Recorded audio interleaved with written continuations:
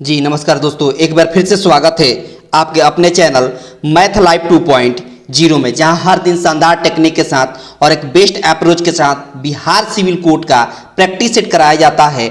और ये mock test 9 है। इसके पहले मॉक टेस्ट 1 से लेकर 8 तक कराया जा चुका है, और अगर उसको आप देखना चाहते हैं तो उसका लिंक इस वीडियो के डिस्क्रिप्शन बॉक्स में लग जाएगा, नहीं तो एक जगह और मिल जाएगा। बिहार सिविल कोड मैथ के नाम से प्लेलिस्ट बना हुआ है इसी चैनल पर, तो वहां से आप पूरा सीरियल बाय सीरियल लाइन से जितना भी अब तक क्लास हुआ है सब देख सकते हैं। काफ़ी ज़्यादा क्लासेज हो चुकी है ना। उसको अच्छे से देख लीजिएगा और प्रैक्टिस कर लीजिएगा, और प्रत्येक दिन मेरे साथ प्रैक्टिस करते रहिए क्योंकि जिस टाइप का क्वेश्चन पूछने वाला है आपके एग्जाम में, बिल्कुल हूबहू वैसा ही मैं परीक्षा में पूछने वाला प्रश्न मैं लेकर आया हूँ, ठीक है ना। बिल्कुल ऐसा ही आएगा आपके एग्जाम में। बस पेन और पेपर लेकर बैठ जाइएगा, ताकि जो भी यूनिक चीज़ दिखाई दे या यूनिक अप्रोच दिखाई दे तुरंत आप नोट डाउन कर लें। और पेन और पेपर लेकर बैठे रहिएगा तो एक और फायदा होगा कि मेरे साथ प्रैक्टिस करते रहिएगा, तो आपको प्रैक्टिस करने में कोई दिक्कत नहीं होगी। क्यों? क्योंकि आप भी सॉल्व करिएगा, और जहां समझ में नहीं आएगा वहां तो मैं बता ही रहा हूं। हर सवाल का तो ट्रिक अप्रोच मैं बेहतर बताऊंगा ही, तो इसीलिए मैं बता रहा हूं कि पेन और पेपर लेकर बैठे रहिएगा ताकि आपको असुविधा नहीं होगा। वैसे मैं कई बार बताया हूं कि जो मैथ सेक्शन होता है पूरी के पूरी प्रैक्टिस पर निर्भर करता है। जो जितना ज़्यादा प्रैक्टिस करेगा उसको उतना आएगा, स्पष्ट बात होती है। और जाहिर सी बात है कि मैथ प्रैक्टिस करने के लिए पेन पेपर जरूरी है, क्योंकि जीके जीएस है कि नहीं आप रट लीजिएगा, ठीक है ना। इसको समझना पड़ता है, और एक बार कंसेप्ट हैबिट में आ जाएगा ना, एक बार हैबिट में आ जाएगा तो हर क्वेश्चन को चटकाइएगा बिल्कुल एक झटके में, ठीक ना। बहुत शानदार, बहुत ही खूबसूरत। बस इसका एक बात और बता दूं कि इसका पीडीएफ का टेंशन मत लीजिए, इसका पीडीएफ इसी वीडियो के डिस्क्रिप्शन बॉक्स में लग जाएगा, वहां से आप डाउनलोड कर सकते हैं, ठीक है ना। और अंत तक देखिएगा, अंत तक देखिएगा तो इससे फायदा यह होगा कि जो भी सवाल है वो आपको कुछ ना कुछ सिखा कर जरूर जाएगा। हर सवाल अपने आप में इंपॉर्टेंट है, इसलिए हर सवाल से आपको कुछ ना कुछ सीखने को जरूर मिलेगा, ठीक है ना। बहुत शानदार। ये रहा आज का पहला सवाल, जो देखेंगे कि कैसे एक झटके में चटकाया जाता है। और पसंद आएगा तो सब लोग लाइक शेयर कर देंगे, ठीक है ना। चैनल पर अगर पहली बार होंगे तो चैनल को सब्सक्राइब कर लेंगे। देखो ये आज मैंने कटिंग लगाया है ना, आज मैंने कटिंग लगाया है पेपर का, एग्जाम का पेपर का मैंने कटिंग लगाया है। देखिए बोला है कि आलोक को 2 के पावर, बोला है 2 के पावर 5 इंटू 9 के पावर 2 लिखने को कहा गया, लेकिन गलती से उसने 2592 लिख दिया। 25 से कितना लिख दिया? 92 लिख दिया, 2592 लिख दिया। तो बोला है कि इन दोनों का अंतर बता दीजिए, डिफरेंस बता दीजिए कितना का अंतर है। तो सबसे पहले इसका वैल्यू निकालेंगे। इसका वैल्यू कैसे निकलेगा? तो 2 के पावर 5 का मतलब होता है 32, ठीक है, और 9 का स्क्वायर का मतलब होता है 81, और माइनस कितना डिफरेंस निकालना है ना, तो 2592 हो गया, ठीक है। अच्छा, अब करना कुछ नहीं है, 32 से और 81 में मल्टीप्लाई कर देना है। 32 में 81 से मल्टीप्लाई कर देना है, तो यहाँ 2 1 2 हो गया, और 8 दूना 16, 16 3 हो गया, 16 3 19 हो गया, 8 का 24 1 25, 2592 हो गया। तो इसको सॉल्व किए तो कितना हो गया? 2592, और ये पहले से 2592 है ना। तो इन दोनों का अंतर कितना होगा? तो कहेगा 0 होगा। क्यों? क्योंकि दोनों सेम वैल्यू है, घटाएंगे तो क्या होगा? कैंसिल होकर 0 आ जाएगा, और यही 0 आपके सवाल का आंसर हो गया। यही शून्य आपके सवाल का आंसर हो गया, ऑप्शन डी हो गया। इस पर्टिकुलर सवाल का, इस सेशन का पहले सवाल का आंसर हो गया ऑप्शन डी, जो बिल्कुल अद्भुत ट्रिक है। इस तरह के सवाल को बिल्कुल बेसिक मेथड से आपने चटका दिया, इसमें कोई अलग से दिमाग लगाने की जरूरत नहीं पड़ी। बस आपने मल्टीप्लाई किया और माइनस किया, आपका आंसर आपके सामने आया। बहुत शानदार, बहुत ही खूबसूरत। बस देखते रहिए, इसी ट्रिक के साथ, इसी बेस्ट अप्रोच के साथ सीखते रहिए। देखिए ये सवाल देखिए कैसे चटकाएंगे। देखिए मैंने बताया है कई बार कि सीखेंगे बड़े आराम से, लेकिन चटकाइएगा एक झटके में, सीखिए बड़े आराम से। बोला है कि 92 का एक्स स्क्वायर, बोला है कि 92 का एक्स स्क्वायर, 92 का एक्स स्क्वायर माइनस 85 का एक्स स्क्वायर, ठीक है। और बोला कि इसमें किस संख्या से विभाज्य है? चारों ऑप्शन में कौन सी संख्या है जिसे इसमें विभाजित हो जाए? तो A x square minus B x square का फॉर्मूला पर है, आपने सीखा होगा। A x square minus B x square का फॉर्मूला क्या होता है? तो कहेगा A plus B into A minus B, A plus B into A minus B. एक बार इनको जोड़ देंगे और एक बार घटा देंगे। जोड़ेंगे तो कितना मिलेगा? तो कहेगा 9 और 8 17 हो गया, 2 और 5 7 हो गया। अच्छा, घटाएंगे तो कितना होगा? तो कहेगा 12 में से 5 गया तो 7, तो 7 हो जाएगा, ठीक है। अब बोला है कि इसमें कौन सी संख्या है जिससे इसमें पूरा पूरा भाग लग जाए। तो देखिए सबसे पहले तो लास्ट में तो 0 है नहीं, तो 10 से भाग लगेगा नहीं, ऐसे ही ऑप्शन हो गया। 11 के टेबल में तो ये आएगा नहीं, 11 के टेबल में तो आएगा नहीं, तो बी ऑप्शन कैंसिल हो गया और डी ऑप्शन कैंसिल हो गया, एलिमिनेट हो गया। अब क्या 13 से इसमें भाग लगेगा, एक बार चेक कर लीजिए, 13 से इसमें भाग लगेगा तो 13 कम 13 और बचेगा 47, तो 13 से भाग नहीं लेगा। इसका मतलब ऑप्शन ए भी खत्म हो गया, ऑप्शन ए भी, ये 3 ऑप्शन एलिमिनेट हो चुका है, ये 3 ऑप्शन एलिमिनेट हो चुका है। एक ही ऑप्शन सी है, कितना 59, जिससे इसमें भाग लग सकता है 3 से। इसे 59 जो है 59 का 3 गुना दिख रहा है, कितना गुना, 3 गुना 177 दिख रहा है ना, इसलिए 59 से इसमें भाग लगेगा। और जब इसमें भाग लगेगा तो इसमें भी पूरा पूरा भाग लगेगा, यानी ऑप्शन हो गया ए। कौन सा बाबू, सॉरी माफी चाहेंगे, ऑप्शन ए नहीं, ऑप्शन हो जाएगा सी। कौन सा बाबू, तो कहेगा ऑप्शन सी हो गया, जो इस पार्टिकुलर सवाल का आंसर हो गया। आपने देखा कि बड़ी शिद्दत के साथ आपने ऑप्शन को एलिमिनेट कर दिया, और जिसमें आप ऑप्शन को एलिमिनेट करना एक बार सीख गए तो क्वेश्चन का ऑप्शन निकालना, आंसर सही और सटीक आप निकाल पाइएगा, आसान हो जाएगा आपके लिए निकालना जब आप ऑप्शन को एलिमिनेट करना सीख जाइएगा, ठीक है ना। तो सवाल बनाते समय ऑप्शन को एलिमिनेट करना सीखिए, एक बार ऑप्शन को एलिमिनेट करना सीख गए तो क्वेश्चन का आंसर आपके सामने होगा, क्वेश्चन का आंसर और ऑप्शन आपके सामने होगा। बहुत शानदार, बहुत ही खूबसूरत, आसानी से इस सवाल को भी आपने चटका दिया। अगला सवाल देखिए, है ना, अगला सवाल देखिए कि कैसे इसको चटकाएंगे, है ना, बिल्कुल एक झटके में।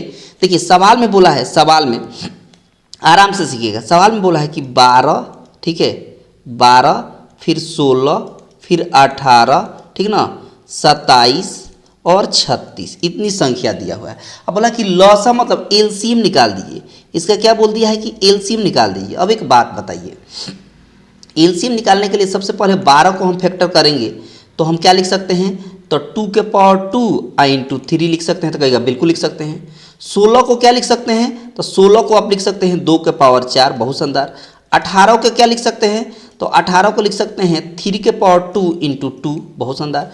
अच्छा 27 को क्या लिख सकते हैं, 27 को आप लिख सकते हैं 3 के पावर 3, बहुत शानदार। और 36 को क्या लिख सकते हैं, 36 को लिख सकते हैं 3 का x स्क्वायर इंटू 2 का x स्क्वायर, बिल्कुल लिख सकते हैं। अब इसका निकालना है एलसीएम। अब एलसीएम देखिए कितना आसान हो जाएगा, एलसीएम निकालना देखिए कितना आसान हो जाएगा। एलसीएम में जो कॉमन है उसको लिख लिया जाता है ना, जो कॉमन है उसको लिख लिया जाता है, और जो नहीं कॉमन होता है उसको भी लिख लिया जाता है। तो सबसे पहले यहाँ 3 के पावर है ना, 3 के पावर यहाँ भी 2 है, 3 के पावर 3 है, 3 के पावर 2 है, तो सबसे बड़ा कौन है, 3 के पावर 3, तो यहाँ लिख देंगे 3 के पावर 3, 3 के पावर 3, ठीक है। अच्छा 2 के पावर, देखिए 2 के पावर यहाँ पर 4 है सबसे ज़्यादा, तो यहाँ 2 के पावर 4 लिख देंगे, ठीक है ना। और तो कुछ है नहीं, सबसे अधिकतम पावर वाला हमने लिख दिया, सबसे अधिकतम पावर वाला हमने लिख दिया, और 3 के पावर 3 और 2 के पावर 4, यही आपका सवाल का आंसर हो गया। 3 के पावर 3 और 2 के पावर 4 आपके सवाल का आंसर हो गया ऑप्शन ए। कौन सा बाबू, तो कहेगा ऑप्शन ए आपके इस सवाल, पार्टिकुलर सवाल का आंसर हो गया, जो बड़ी शिद्दत के साथ आपने, है ना, ब्रेक करके, फैक्टर करके आपने आसानी से एलसीएम निकाल दिया ना। बहुत शानदार ट्रिक है, इस तरह के सवाल को यही बेस्ट वे है चटकाने का। और भी तरीके होते हैं चटकाने का, लेकिन इसको फैक्टर करके आसानी से कॉमन निकाल सकते हैं, हाईएस्ट पावर वाला, और आप एलसीएम निकाल सकते हैं, ठीक है ना, बहुत शानदार। अगर मान लीजिए एचसीएफ निकालना होता तो हम लोएस्ट पावर वाला निकालते हैं वैल्यू, और तब आंसर टिक करते हैं, ठीक ना। बहुत शानदार, बहुत शानदार, बहुत ही खूबसूरत। आगे मैं कुछ आपको याद दिला दूं कि अगर ये पसंद आ रहा है तो आपसे नम्र निवेदन है कि वीडियो को लाइक कर दें, ज़्यादा से ज़्यादा अपने दोस्तों के पास शेयर कर दें, है ना। और चैनल पर अगर पहली बार हैं तो चैनल को सब्सक्राइब कर लें, ताकि आने वाले नए क्लास का नोटिफिकेशन आपको सबसे पहले मिलता रहेगा, और ट्रिक का भी नोटिफिकेशन आपको सबसे पहले मिलता रहेगा। बहुत शानदार, बहुत ही खूबसूरत। ये देखिए अगला सवाल, इस अगले सवाल को कैसे चटकाएंगे देखिएगा, ध्यान से समझिएगा।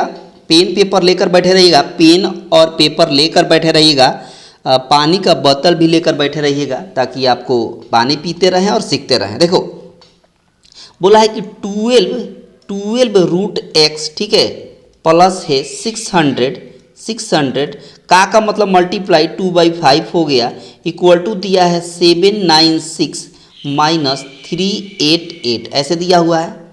अब एक बात बताइए, इस 5 से 600 को कैंसिल करेंगे तो 120 आएगा, 120 आएगा ना, तो कहेगा बिल्कुल आएगा।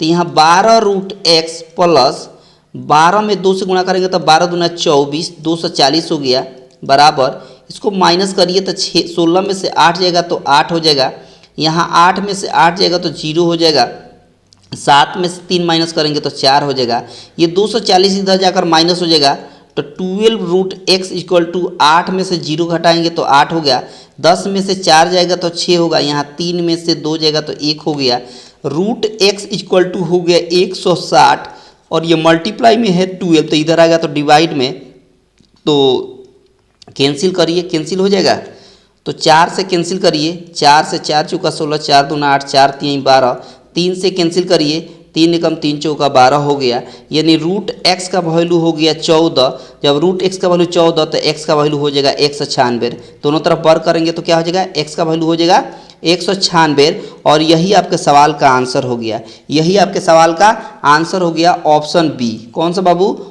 ऑप्शन बी आपके सवाल का सही आंसर हो गया, ऑप्शन बी आपके सवाल का सही आंसर हो गया, जो बिल्कुल एक बेसिक मेथड के सहायता से आपने इस क्वेश्चन को एक झटके में चटका दिया, है ना, बिना किसी दबाव के और बिना किसी प्रेशर के आराम से सीखते रहिए, है ना, बिल्कुल अंदर से हड़बड़ी नहीं होनी चाहिए, पेन पेपर लेकर बैठे रहिएगा और बिल्कुल आसानी से सीखते हुए चलिए, थोड़ा सा भी आपको दिक्कत होने वाली नहीं है, आराम से सीखिए। सवाल देखिए, सवाल देखिए, बड़े मज़ेदार मज़ेदार सवाल है, देखते रहिए और सीखते रहिए। देखिए सवाल में बोला है, सवाल में कि 1.5 m इक्वल टू 0.04 n, ठीक है, और कह दिया है कि n minus m divide n plus m का वैल्यू निकाल देना है। सबसे पहले हम क्या करेंगे कि n को इधर लाएंगे, m/n हो जाएगा, ठीक है, इक्वल टू इधर हो जाएगा 0.04 और नीचे आ जाएगा, ये नीचे आ जाएगा 1.5, ठीक है। अब देखिए, अब इसको लिख सकते हैं 4/100 और नीचे वाले को लिख सकते हैं 15/10, दशमलव हटाएंगे तो यहाँ से 1 0 से 1 0 या 10 ऊपर जाएगा, आप ऐसे भी लिख सकते हैं कि 4/100 इंटू 10/15 लिख सकते हैं, तो कहेगा बिल्कुल लिख सकते हैं। 1 0 से 1 0 कैंसिल हो गया, 2 से कैंसिल करेंगे 2 बार में, 2 से कैंसिल करेंगे 5 बार में, इसका मतलब ऊपर 2 और नीचे 15×5 = 75 हो गया, 15×5 = 75 हो गया। ये किसका वैल्यू हुआ, तो कहेगा m/n का वैल्यू होगा, m/n का वैल्यू हुआ। अब आ जाइए, सवाल में पूछा है आपसे, सवाल में पूछा है, समझिएगा, सवाल में पूछा है कि n माइनस m और डिवाइड बोला है कि n प्लस m का वैल्यू बता दीजिए। अच्छा, n का वैल्यू है कितना 75, n में से m को माइनस करना है, घटाना है, तब 75 में से 2 माइनस करेंगे तो कितना होगा, तो कहेगा 73 हो जाएगा, और नीचे n प्लस m जोड़ना है, तो n प्लस m जोड़ेंगे तो 77 हो जाएगा, यानी 73/77 आपके सवाल का आंसर हो गया, 73/77 आपके सवाल का आंसर हो गया। कहाँ है, तो कहेगा ऑप्शन बी है। कौन सा बाबू, ऑप्शन बी आपके सवाल का, इस पर्टिकुलर सवाल का आंसर हो गया ऑप्शन बी, जो बड़ी आसानी से आपने इस क्वेश्चन को चटका दिया।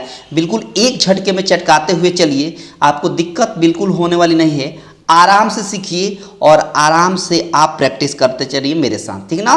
बहुत शानदार, बहुत ही खूबसूरत, देखते रहिए, सीखते रहिए और इस क्लास का आनंद लेते रहिए, ठीक ना। बहुत शानदार।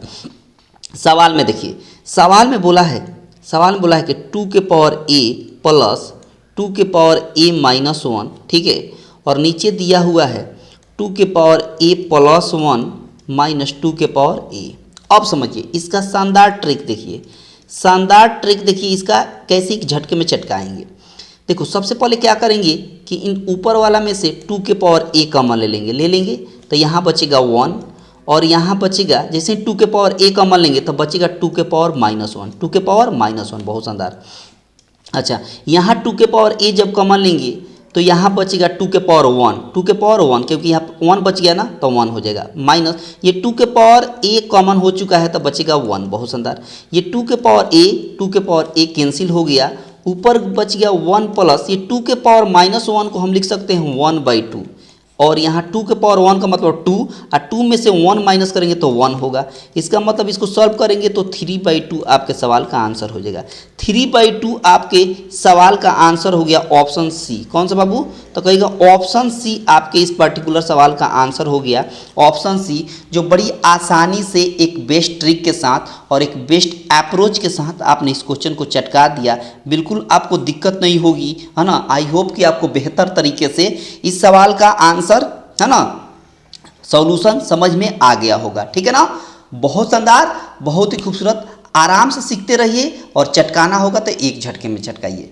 आराम से सीखते रहिए और चटकाना होगा तो बिल्कुल एक झटके में चटकाएंगे। बस सीखते रहिए और देखते रहिए। सवाल में देखिए, सवाल में बोला है कि यदि x बराबर आपको YZ दिया हो और दूसरी बात दिया है कि z बराबर दे दिया है x माइनस वाई, ठीक है, और कह दिया कि x का वैल्यू बताइए। सबसे पहले क्या करेंगे, सबसे पहले कि यहाँ पर हम z का वैल्यू इसमें पुट कर देंगे। यहाँ से लीजिए, ये वाला लिखिए, x इक्वल टू वाई है तो y लिखिए, ठीक है, और z दिख रहा है, z के बदले यहाँ पर दिया हुआ है कितना बाबू, z के बदले क्या दिया है, तो कहिएगा x माइनस वाई दिया है। z का वैल्यू कितना दिया है, x माइनस वाई दिया है। अब आगे समझिए। अब देखिए एक बात बताइए कि यहाँ पर अगर हम y में x से गुणा करते हैं तो एक्स वाई हो जाएगा, माइनस y से y में मल्टीप्लाई करेंगे तो y एक्स वाई हो जाएगा। इधर x है तो x। बहुत शानदार। अब क्या करें, इस y को इधर भेज दें, इस y एक्स वाई को इधर भेजेंगे तो प्लस में y एक्स वाई हो गया। ये एक्स वाई है तो एक्स वाई ऐसे ही रहेगा, ठीक है, और ये प्लस में x से इधर गया तो माइनस में x हो गया। बहुत शानदार। अब एक बात बताइए, यहाँ से y x y equal to हो गया, इन दोनों में से x कॉमन ले लेंगे, x कॉमन लेंगे तो y माइनस 1 बचेगा। और जब x का वैल्यू निकालेंगे यहाँ से तो ये y माइनस 1 इधर डिवाइड में आ जाएगा, मतलब y x y divide y minus 1। आपके x का वैल्यू कितना आ गया, तो कहेगा y x y divide y minus 1, यानी ऑप्शन हो गया बी। इस पर्टिकुलर सवाल का आंसर क्या होगा, ऑप्शन बी, जो बड़ी आसानी से आपने चटका दिया। और यह एक बेस्ट ट्रिक है, यह एक बेस्ट ट्रिक है, इस तरह के सवाल को चटकाने का यही बेस्ट ट्रिक है। और इस बेस्ट ट्रिक के साथ आपने इस क्वेश्चन को चटका दिया, वो भी बिल्कुल एक झटके में, है ना। बस सीखते रहिए, देखते रहिए और इस क्लास का आनंद लेते रहिए, मुस्कुराते रहिए, है ना, मुस्कुराते रहिए। और बिल्कुल दिमाग पर बोझ लेकर मत सीखिए, बिल्कुल स्मूथली हर क्वेश्चन को चटकाना सीखिए, है ना। और इसी टाइप के आपके एग्जाम में पूछने वाला है, यकीन मानिए, भरोसा करिए, यही टाइप आपके एग्जाम में रहने वाला है, बिल्कुल यही टाइप, ठीक ना। देखिए सवाल में बोला है, सवाल में कि 5 मनुष्य एक मैदान की घास को 6 दिनों में काटते हैं, ठीक है, समझिए बात। 5 मनुष्य एक मैदान की घास को 6 दिनों में काटते हैं, 15 मनुष्य उसी मैदान की घास को कितने दिन में काटेंगे। इस तरह के सवाल को ना एक बेस्ट ट्रिक होता है, इस तरह के सवाल को, इस तरह के जब भी फ्रेमिंग होती है सवाल, एक बेस्ट ट्रिक होता है। क्या ट्रिक होता है, तो कहेगा m1 into d1 equal to होता है m2 इंटू d2। ये होता है m1 मतलब 5 मनुष्य, d1 मतलब 6 दिन लग रहा है, बराबर m2 मतलब 15 मनुष्य, d2 मतलब d2 निकालना है, दिन निकालना है। 5 से कैंसिल करेंगे 15 को 3 बार में, 5 3 15, और 3 से 6 को काटेंगे 2 बार में, तो d2 कितना आ गया, 2 दिन। कितना दिन, 2 दिन, यानी 2 दिन में काम कंप्लीट हो जाएगा। 2 दिन में उस घास के मैदान को काटा जा सकता है। और यही आपके सवाल का आंसर हो गया। 2 दिन आया, सही है, एक बार देख लीजिए, मिला लीजिए। 5 मनुष्य इस घास के मैदान को 6 दिन में काटते हैं, 15 मनुष्य उसी मैदान के घास को कितने दिन में काटेंगे। तो m1 d1 5 6 और ये 15 और d2 हो गया। 5 से 5 3 15, 3 से 3 दूना 6। सही है, आपके सवाल का आंसर सही है ना। सवाल का आंसर क्या है, सही है ना। डाटा कुछ लग रहा है गड़बड़ कर दिया है, लेकिन ये 2 ही दिन होगा, ये सही आंसर है, ये सही आंसर है। ऑप्शन एरर है, ऑप्शन एरर है, ऑप्शन एरर है, ठीक है ना। बहुत शानदार, बहुत शानदार, बहुत ही खूबसूरत। अगला सवाल देखिए। अगला सवाल बोला है कि पटना शहर की आबादी 8000 है। पटना शहर की आबादी कितनी है, तो कहेगा 8000 है। पहले बरस के दौरान 10% तथा दूसरे बरस के दौरान 20% की वृद्धि होती है। बोला है कि 2 बरस बाद पटना शहर की आबादी क्या होगी। समझिए बात। एक बात बताइए कि 10% का वैल्यू क्या होता है, तो कहेगा 10% का वैल्यू होता है 1/10। बहुत शानदार। अच्छा, एक बात बताइए कि 20% का वैल्यू कितना होता है, तो कहेगा 20% का वैल्यू होता है 1/5। बहुत शानदार। एक बात बताइए, पहले वृद्धि हो रही है ना, पहले 10 था मान लीजिए जनसंख्या, तो एक की वृद्धि होगी तो कितनी हो जाएगी, 11 हो जाएगी। फिर इसमें आइए, इस फ्रैक्शन में ये पहले अगर 5 थी किसी की जनसंख्या तो एक की वृद्धि होगी तो कितनी हो जाएगी, 6 हो जाएगी। अब देखिए ये वर्तमान है और ये नया हो जा रहा है, ये पहले का है, ये पहले का है ना, और ये बाद का है, नया वाला है, ठीक है ना। अब समझिए, अब समझिएगा बात। अच्छा ये कैंसिल हो रहा है तो काटिए, ऐसे कैंसिल हो रहा है तो 2 से 5 बार में और 2 से 3 बार में, इधर हो गया 5 यहाँ 25 हो गया, और इधर हो गया 11 तिया 33 यूनिट हो गया। अब एक बात बताइए, पहले कितना था, आपको कही था 25 यूनिट था, तो यही 25 यूनिट का वैल्यू सवाल में दिया है 8000। कितनी जनसंख्या थी आबादी में, 8000 थी, यानी 25 यूनिट का वैल्यू 8000। जब 25 यूनिट का वैल्यू 8000 तब 5 से काटिए 5 बार में, 5 से काटिए तो 16 25 80, 1600 में कट जाएगा, 1600 बार में। फिर 5 से काटिएगा एक बार में, 5 से काटिएगा 5 ये 15, 5 दूना 10, 320, यानी 1 यूनिट का वैल्यू हो गया 320।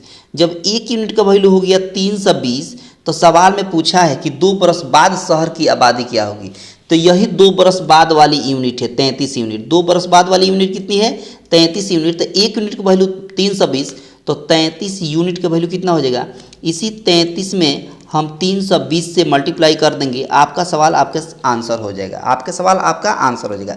तब 32 यही होता है 96 का 6 9 कैरी, फिर 32 यही 96 में 9 जोड़ेंगे तो 96 और 4 5 कितना हो जाएगा, 105 हो जाएगा। 96 में 9 जोड़ेंगे तो 105 हो जाएगा, और 1 जीरो है तो 1 जीरो, 10,560 आपके सवाल का आंसर हो गया। 10,560 आपके सवाल का आंसर हो जाएगा। 2 साल बाद शहर की जनसंख्या 10,560 हो जाएगी, यानी ऑप्शन सी। कौन सा बाबू, ऑप्शन सी हो जाएगा। इस पर्टिकुलर सवाल का आंसर हो गया ऑप्शन सी। बहुत शानदार, बहुत ही खूबसूरत। आपने देखा कि बड़ी आसानी से आपने इस क्वेश्चन को चटका पा रहे हैं, और एग्जाम में भी आप चटकाइएगा, बस बने रहिएगा। और मैंने क्या बताया, हर क्वेश्चन से आप कुछ ना कुछ सीख कर जाइएगा, है ना। और इसी टाइप के एग्जाम में आपका रहने वाला है क्वेश्चन, यकीन मानिए, भरोसा करिए, यही टाइप रहने वाला है। देखिए बोला है कि मैं एक किताब 21% लाभ पर बेचता हूँ। समझिएगा बात, ध्यान से समझिएगा। बोला है कि मैं एक किताब 21% लाभ पर बेचता हूँ, यदि मैं इसे 18 रुपये अधिक पर बेचता तो मुझे मुझे 18% का लाभ होता। तो किताब का क्रय मूल्य, देखिए किताब का क्रय मूल्य जो है ना, क्रय मूल्य सीपी, क्रय मूल्य को क्या बोलते हैं, सीपी बोलते हैं। इसको हम 100% मान लेते हैं। कितना एज्यूम कर लेते हैं, 100% हमने एज्यूम कर लिया। अब एक बात बताइए, जब 21% लाभ होगा 21%, तो 100 का 21% कितना हो जाएगा, 21 होगा ना। तो 21% का लाभ हो रहा है, ठीक है। फिर 18 रुपया अधिक में अगर बेचता है तो बोल रहा है कि 18% का लाभ हो रहा है। कितना परसेंट का, 18% का। एक बात बताइए, दोनों में कितना का अंतर है, दोनों में कितना का अंतर है, तो कहेगा 3% का अंतर है। दोनों में कितना का अंतर है, तो कहेगा 3% का अंतर है। और क्वेश्चन में बोला है कि 18 रुपये का अंतर है। मैंने कई बार बताया है कि जब भी कोई किसी से अधिक बोले चाहे कम कहें, हमेशा अंतर की बात होगी। तो इन दोनों का अंतर कितना आ गया, 3 हो गया। और क्वेश्चन में बोला है कि 18 रुपया अधिक, आपके हिसाब से 3% अधिक और क्वेश्चन के हिसाब से 18 रुपया अधिक। तो अपनी तुलना क्वेश्चन से कर देंगे। 3 से कैंसिल करिए एक बार में, 3 से कैंसिल करिए 6 बार में, मतलब 1% का वैल्यू हो गया 6। 1% का वैल्यू हो गया 6। समझिएगा बात, 1% का वैल्यू हो गया 6। जब 1% का वैल्यू हो गया 6, 1% का वैल्यू हो गया 6, तो बोला है कि क्रय मूल्य बताइए, और क्रय मूल्य कितना है 100%। 1% का वैल्यू 6, तो 100% का वैल्यू कितना हो जाएगा, 100% का वैल्यू हो गया 600। 100% का वैल्यू कितना हो गया 600। और यही आपके सवाल का आंसर हो गया, यही आपके सवाल का आंसर हो गया ऑप्शन डी। कौन सा बाबू, ऑप्शन डी आपके सवाल का आंसर हो गया, none of these. None of these आपके इस पर्टिकुलर सवाल का आंसर हो गया, है ना। नॉन ऑफ दीज आपके सवाल का आंसर हो गया। बहुत शानदार, बहुत ही खूबसूरत, आसानी से आपने, है ना, आसानी से आपने एक झटके में क्या कर दिया, चटका दिया, बड़ी आसानी से, ठीक है ना। यही बेस्ट वे है। अगला क्वेश्चन देखिए, अगला क्वेश्चन देखिए कैसे चटकाएंगे। बोला है सवाल में, बोला है कि 110, 111, है ना, 112 तथा 113 की औसत क्या होगी। समझिए बात, 110 से, है ना, 110 प्लस 111 प्लस 112 और प्लस 113 औसत बोला है ना। तो इसके संख्या से, अंकों की संख्या से भाग दे देंगे। 1 2 3 4, 4 है तो 4 से डिवाइड कर देंगे, 4 से डिवाइड कर देंगे। अब जोड़िए, जोड़ने का क्या तरीका है, 3 2 5, 5 1 6, है ना, 6 लिख देंगे। फिर 11 11 11 11 11 चौका 44 हो गया, ठीक है। और नीचे 4 है तो 4, पहले 2 से कैंसिल करेंगे 2 बार में, ये हो गया 2 2 3। फिर हम 2 से डिवाइड करेंगे इसमें तो 2 1 जा 2, 2 1 जा 2, 2 1 जा 2 और 2 5 जा 10, 111.5, 111.5 आपके 111.5 आपके सवाल का आंसर हो गया, जो ऑप्शन ए में दिख रहा है। कहाँ दिख रहा है बाबू, ऑप्शन ए में दिख रहा है। और आसानी से आपने इस क्वेश्चन का आंसर चटका दिया, ऑप्शन ए, है ना, यही बेस्ट वे है चटकाने का, यही बेस्ट वे है ना। इस तरह के सवाल को यही क्या करिए कि जितनी संख्या दी है सबको जोड़ दीजिए और कितनी संख्या लिखी गई है कितनी बार, 1 2 3 4 बार, तो 4 से हमने डिवाइड कर दिया तो आपका एवरेज निकल गया। क्या निकल गया बाबू, तो कहेंगे कि एवरेज निकल गया, है ना। तो ऑप्शन कौन सा हो गया, ए हो गया, जो बड़ी आसानी से आपने इस क्वेश्चन को चटका दिया। क्या बात है, बहुत शानदार, बहुत ही खूबसूरत। अगला सवाल देखिए, अगला सवाल बोला है, आराम से सीखिएगा। सवाल में बोला है कि 3 दोस्त हैं, ठीक है, उनके पास 624 रुपया है और उनकी जो पैसा है उसको इस अनुपात में बांटा जा रहा है। ये पहला दोस्त है, ये दूसरा दोस्त है और ये तीसरा दोस्त है। समझिएगा बात, पहला दोस्त को 1/2, दूसरे दोस्त को 1/3 और तीसरे दोस्त को 1/4 अनुपात में बांटा गया है, ठीक है। तो बोला है तीसरे दोस्त को कितना पैसा मिलेगा ये बता देना है। सबसे पहले इसका डिनोमिनेटर का एलसीएम निकालेंगे। सबसे पहले इस तरह के सवाल में 2 3 4 का एलसीएम कितना होगा, तो कहेगा 12 होगा। 12 से सब में मल्टीप्लाई कर देंगे, 12 से सब में सभी अनुपात में मल्टीप्लाई कर देंगे 12 से। 2 से 12 में भाग देंगे तो 6 होगा, तो नीचे 6 लिखेंगे।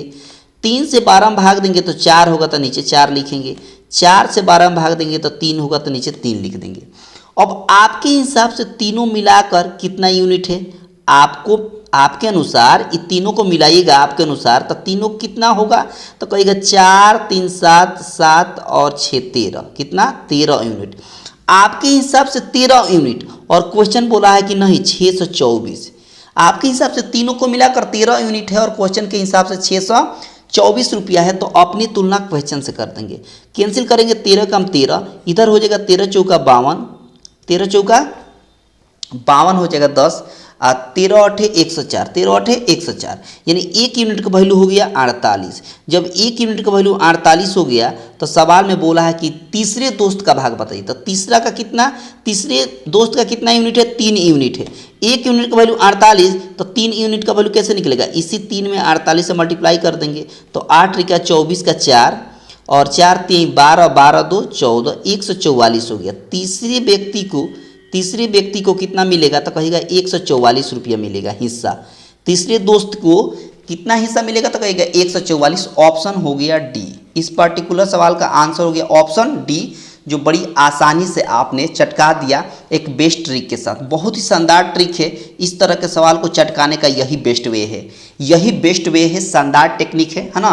इस तरह के सवाल को चटकाने का यही शानदार टेक्निक है। अगला क्वेश्चन देखिए, अगला क्वेश्चन देखिए कैसे चटकाएंगे। अगला सवाल बोला है कि 50,000 रुपये लगाकर एक व्यापार आरंभ किया, है ना, और 4 माह बाद बी 90,000 रुपये लगाकर साझेदारी किया, है ना। वर्ष के अंत में उसने 22,000 रुपये के लाभ में बी का भाग कितना होगा। वर्ष के अंत में 22,000 रुपया, है ना, लाभ होता है, तो बी का हिस्सा बता देना है कि बी को कितना लाभ होगा, ठीक है। समझिए बात, यहाँ पर ए है एक व्यक्ति और यहाँ पर बी एक व्यक्ति है। समझिए बात, ए जो है वो 50,000 रुपया लगा रहा है। कितना रुपया लगा रहा है, 50,000 रुपया लगा रहा है। ए कितना लगा रहा है, 50,000 12 महीने के लिए। कितने महीने के लिए, 12, 1 साल के लिए, ठीक है। और बी जो है 90,000 रुपये लगा रहा है, एक व्यापार में 90,000 रुपये लगा रहा है पूंजी, लेकिन 4 माह बाद आया है। बी जब 4 माह बाद आएगा, 12 महीने के लिए लगाया है ए ने, अब बी जो है ए से 4 महीना बाद आया है पूंजी लगाने, तो जाहिर सी बात है कि बी को 8 महीना के लिए पैसा लगेगा, बिल्कुल लगेगा, क्योंकि ये 4 माह बाद आया है ना, इसलिए इसका पैसा 8 महीने के लिए लगा रहेगा, ठीक है ना। बहुत शानदार। अब यहाँ पर 4 0 से 4 0 टर्मिनेट कर देंगे, 4 0 से 4 0 टर्मिनेट कर देंगे, और 4 से 4 3 12, ठीक है, और 4 से 4 दूना 8 कैंसिल हो गया।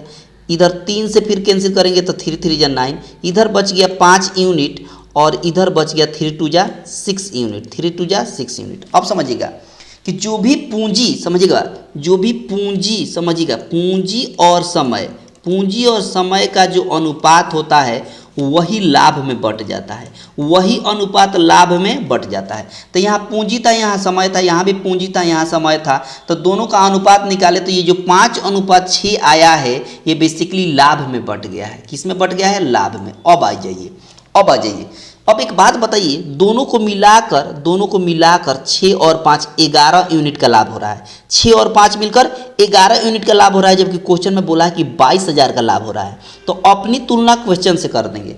अपनी तुलना किससे कर देंगे? तो बाबू अपनी तुलना कर देंगे 22,000 के साथ। तो देखिए 11 एकम 11, ठीक है, 11 एकम 11 कैंसिल हो गया, 11 दूना 22 और 000 है तो 000, यानी 1 यूनिट का वैल्यू हो गया 2000।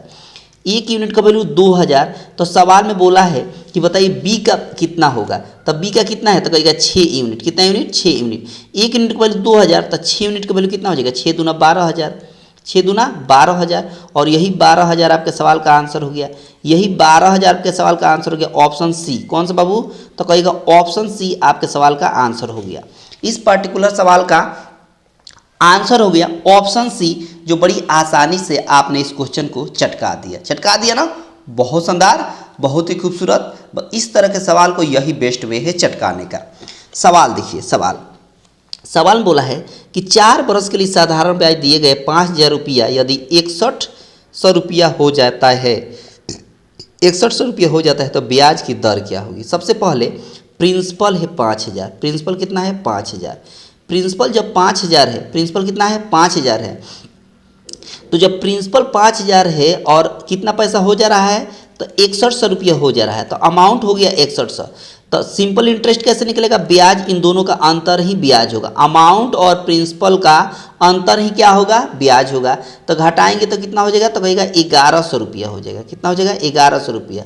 सिंपल इंटरेस्ट कितना हो गया? 1100 रुपया। सिंपल इंटरेस्ट हो गया 1100 रुपया। रेट निकालना है। क्या निकालना है? रेट। एक बात बताइए, आपको मालूम है कि एसआई बराबर होता है principal into rate into time होता है, और नीचे 100। एसआई कितना है? तो कहेगा 1100 रुपया है, ठीक है।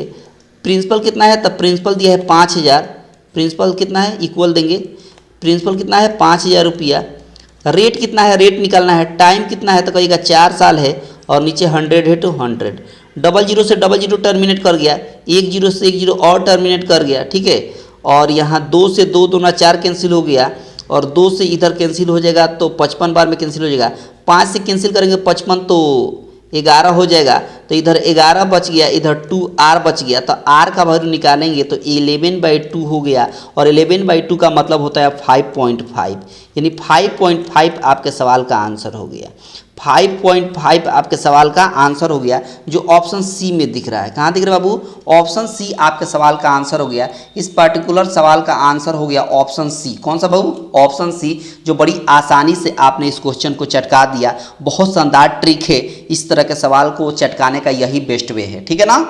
आसानी से सीखते रहिए, बस देखते रहिए, सीखते रहिए, है ना। बड़े आसानी से हर सवाल को आप चटकाइएगा। देखिए अगला सवाल बोला है कि किस धन का 10% वार्षिक ब्याज की दर से 3 वर्षों में चक्रवृद्धि ब्याज तथा साधारण ब्याज का अंतर 279 रुपया हो जाएगा। समझिए बात। पहले तो ये समझिए आप कि इस 10% का वैल्यू कितना होता है। तो कहिएगा 10% का वैल्यू होता है 1/10। 1/10 3 बरस बोला है ना, तो डिनोमिनेटर का क्यूब कर देंगे। डिनोमिनेटर का क्यूब कितना हो जाएगा? 10 का क्यूब कितना हो जाएगा? 1000। यही 1000 प्रिंसिपल एज्यूम करेंगे, यही 1000 प्रिंसिपल, यही 1000 हमने क्या कर लिया? प्रिंसिपल एज्यूम कर लिया। अब समझिए 3 बरस का डायग्राम ऐसे होता है, समझिएगा। 3 बरस का डायग्राम ऐसे होता है, 3 बरस का डायग्राम ऐसे होता है, समझ लीजिएगा बात बेहतर तरीके से। ये 3 बरस का डायग्राम है, समझिएगा, ठीक है ना। ये 3 बरस का डायग्राम है, जो कुछ इस तरह का होता है, ठीक है।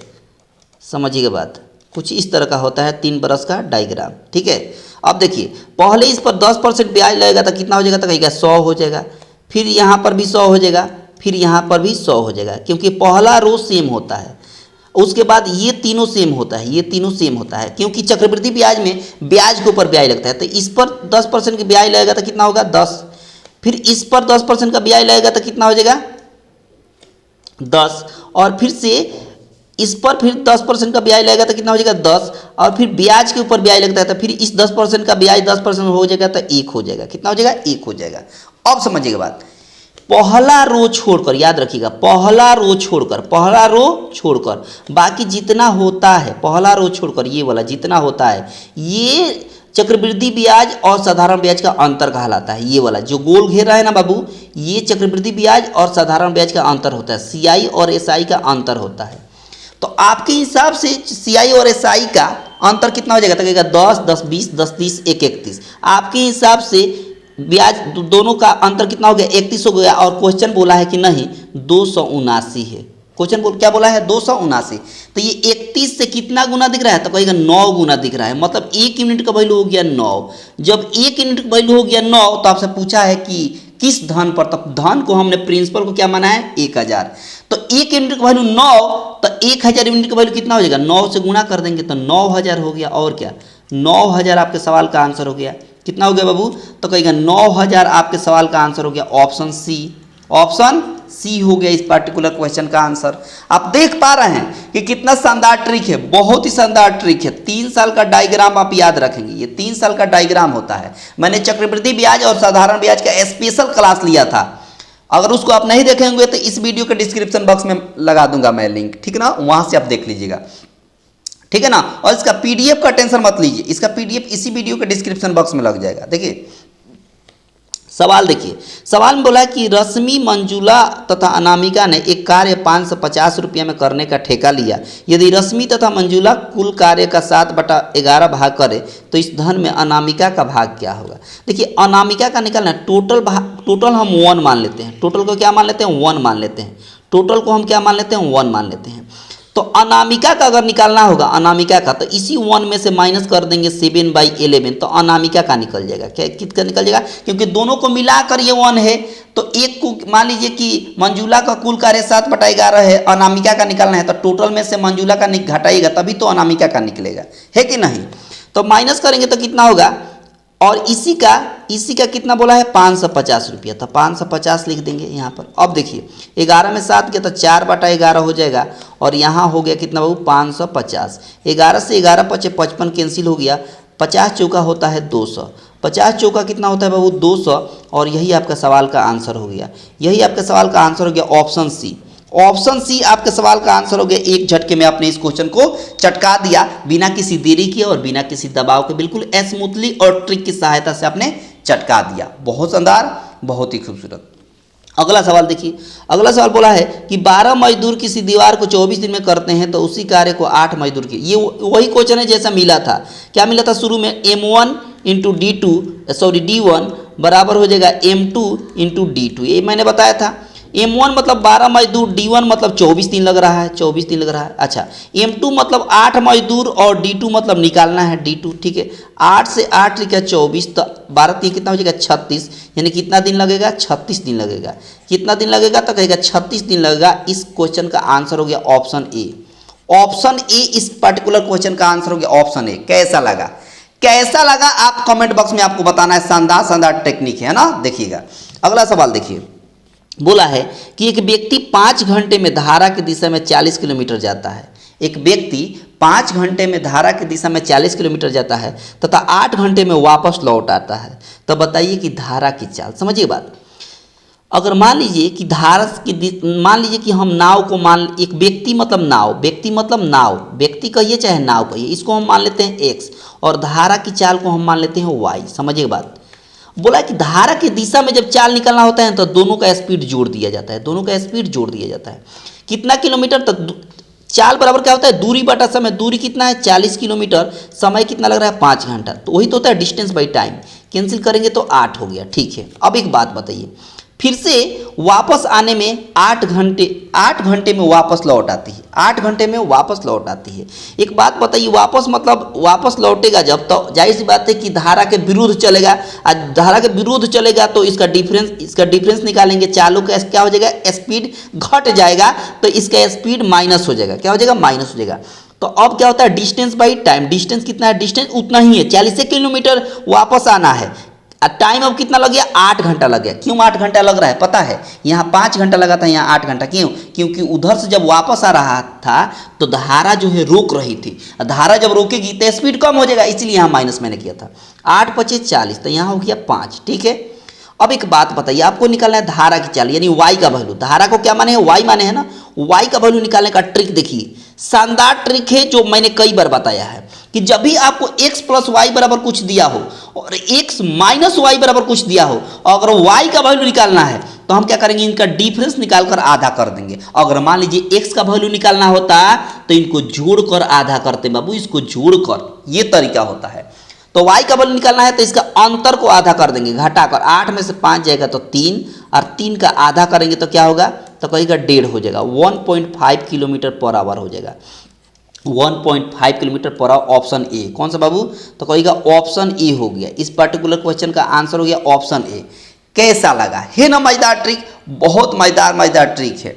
ये देखिए, इस क्वेश्चन का आंसर आपको कमेंट बॉक्स में देना है। ये होमवर्क में अब सवाल देते हैं, जितना सवाल है अब होमवर्क में देते हैं, और इसका आंसर आपको कमेंट बॉक्स में देना है। कहाँ देना है बाबू, कमेंट बॉक्स में आंसर देना है। इसके बाद वाला जितना सवाल है आपको कमेंट बॉक्स में, इसका भी आंसर आपको कमेंट बॉक्स में देना है। ठीक है ना, बहुत शानदार क्वेश्चन है, और इसका भी आंसर आपको कमेंट बॉक्स में। 3 सवाल मैंने होमवर्क में दिया है आपको, जो कमेंट बॉक्स में देना है।